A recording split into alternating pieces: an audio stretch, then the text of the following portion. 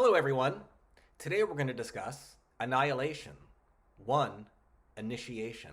The novel begins shortly after the 4 members of the 12th Scientific Expedition into Area X have crossed its border. They know very little about Area X, only that it is a swamp-like region of the United States that was evacuated years ago, that nature has since taken over, that strange things have happened to members of the previous expeditions, and that there is an abandoned lighthouse on its coast. And they soon discover something that the government did not tell them was going to be there, that did not appear on any of the maps they were given, what seems to be an upside-down tower that burrows deep into the earth, that, from the surface, looks something like this. When the team descends into the tower, they discover a stairway and also writing on the walls. But the writing appears to be made of some kind of organic material, as if plants or fungi are growing in the shapes of words. The situation is very mysterious and disorienting. It's supposed to be. It is for the characters as well. But themes and ideas are developing, and weirdly, they overlap with the time machine, I think. The time machine began with a discussion of time travel among a group of men identified only by their age or profession, and they reacted to the idea of time travel according to the perspectives of their ages or professions. The 4 members of the expedition into Area X are not given names either. They're identified only by their professions. There's the psychologist, the surveyor, the anthropologist, and the biologist, who was our narrator. Like the time machine, Annihilation presents us with the problem of perspective. The biologist writes, "I would tell you the names of the other 3 if it mattered, but only the surveyor would last more than the next day or 2. Besides, we were always strongly discouraged from using names. We were meant to be focused on our purpose, and anything personal should be left behind. Names belonged to where we had come from, not to who we were while embedded in Area X." Part of their mission is to study Area X from their perspectives as experts, to try to be as objective as possible as they explore this strange landscape. But like in the time machine, we see that their professional perspectives are limiting, or at least shape or maybe warp how they view the world around them. In what almost seems like a dry joke, when the expedition encounters the tower, the surveyor, whose expertise is creating geographical maps, reacts like this. "This is impossible," said the surveyor, staring at her maps. Because it isn't on a map, the surveyor struggles to accept what she's looking at. Meanwhile, the psychologist's response to the tower is, "I'm excited by this discovery," the psychologist interjected before we had discussed the tower much further. "Are you excited too?" She had not asked us that particular question before. During training, she had tended to ask questions more like, "How calm do you think you might be in an emergency?"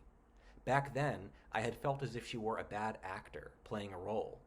Now it seemed even more apparent, as if being our leader somehow made her nervous. The psychologist is the leader of the group, and she's responsible for keeping the team motivated and calm. She has to pretend to the others, and maybe to herself, that when they come across this bizarre underground tower, she's excited. To be excited is part of her job. But the narrator can see that the psychologist is suppressing or trying to suppress her real response to the tower.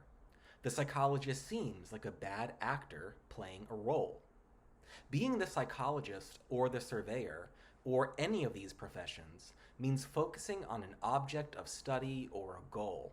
And that means seeing and feeling and thinking less than they otherwise might, because they're so focused. It also means being unprepared to see everything, because they're so used to seeing things a certain way, psychologically, geographically, biologically, or anthropologically.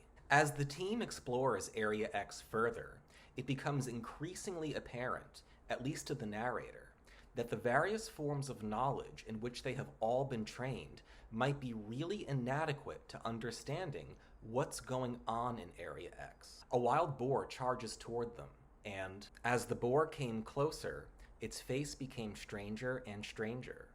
Its features were somehow contorted, as if the beast was dealing with an extreme of inner torment. Nothing about its muzzle or broad, long face looked at all extraordinary, And yet I had the startling impression of some presence in the way its gaze seemed turned inward and its head willfully pulled to the left as if there were an invisible bridle. A kind of electricity sparked in its eyes that I could not credit as real. I thought instead it must be a byproduct of my now slightly shaky hands on the binoculars. There's something wrong with this boar. The biologist can't say exactly what it is. But part of the reason she can't say exactly what it is that she's a biologist. For several hours, my thoughts turned inward toward explanations for what I had seen. Parasites and other hitchhikers of a neurological nature. I was searching for entirely rational biological theories. Then, after a time, the boar faded into the backdrop like all else that we had passed on our way from the border, and I was staring into the future again. The rational biological theories that she has spent her life studying do not seem to cover what's happening to this boar. The boar seems to be changing in a way that the science of biology cannot grasp. It seems to be heading toward a future that is beyond what science knows. The underground tower seems to be, in a way, an even more extreme version of the boar. The team has no idea what the tower is doing there, who or what put it there, what it is, what it's made of. We could not intuit its full outline. We had no sense of its purpose. And now that we had begun to descend into it, the tower still failed to reveal any hint of these things. The psychologist might recite the measurements of the top of the tower, but those numbers meant nothing, had no wider context. Without context, clinging to those numbers was a form of madness. The members of the expedition are trying to study Area X using established forms of science, standard measurements. But those forms and measurements might not capture what is really going on in Area X. As to what the strange words on the inner walls of the tower are made of, some sort of fungi, I said finally, taking a deep breath so I could control my voice.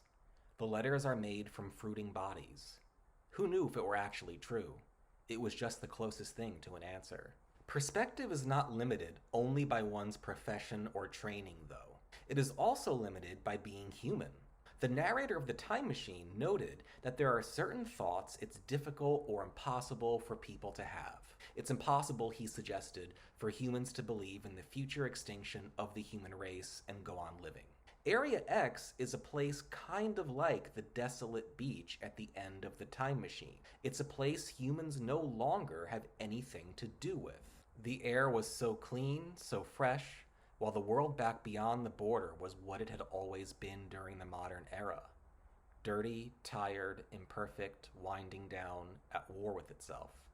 Back there, I had always felt as if my work amounted to a futile attempt to save us from who we are.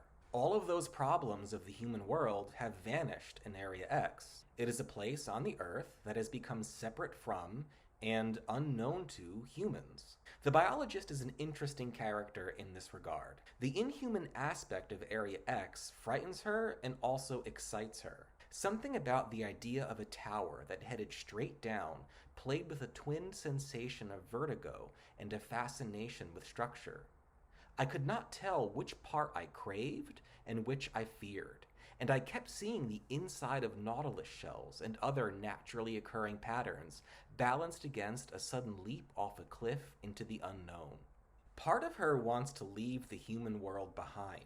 Two really interesting things happen at the end of this chapter. While she's studying the organic writing on the wall of the tower, the biologist inhales a spore. Area X infects her.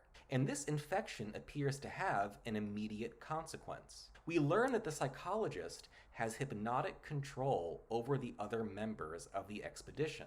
If the psychologist gives certain hypnotic commands, the members of the team have been trained to follow her orders. But after inhaling the spore, the biologist realizes these hypnotic commands no longer work on her, though she does not tell anyone this. So, like everything else in Area X, the biologist, our narrator, now seems to be changing too.